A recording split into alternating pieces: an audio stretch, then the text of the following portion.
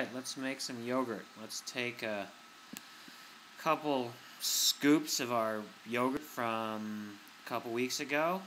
For a 2-quart container, I'd guess about a cup and a half or so of yogurt.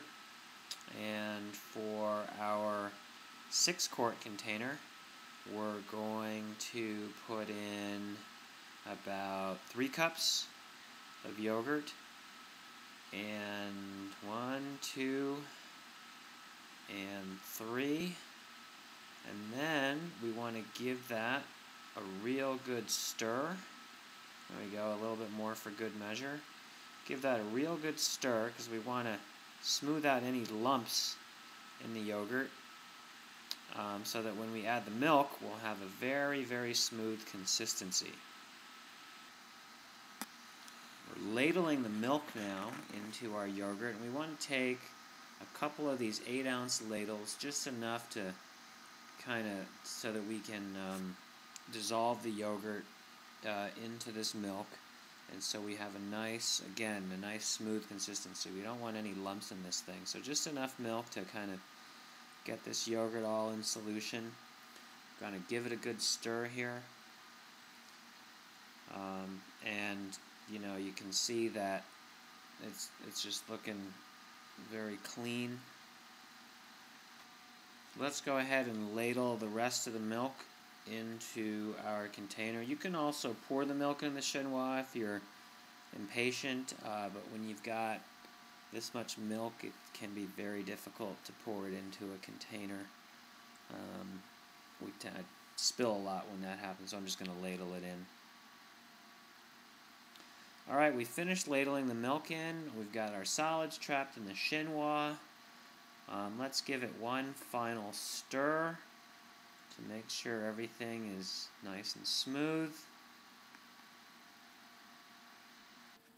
Time to sterilize the tops of the containers in our pot of boiling water. Let's fish that out. Here we go. Get all the water off of there. And then plop this one on our 2-quart container. Now we've got to get the containers ready for our water bath. Here we've got a 4-quart container, and this is the same pot that we were boiling the water in. Now we've put some water in at about 95 degrees, if you can kind of see it on our dairy thermometer here. And that's the perfect temperature for us to make the milk in. Just go ahead and put the container in there, find the lid, and put that on, and then we'll be ready for the oven. So now we've got the milk in the oven, the yogurt and milk in the oven.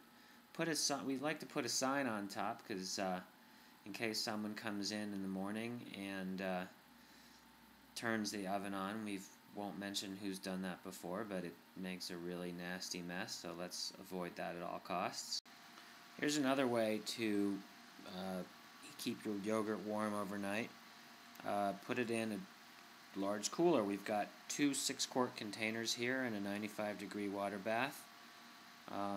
It's 11 o'clock at night now. We're going to say goodnight to our yogurt, and we'll see you in the morning.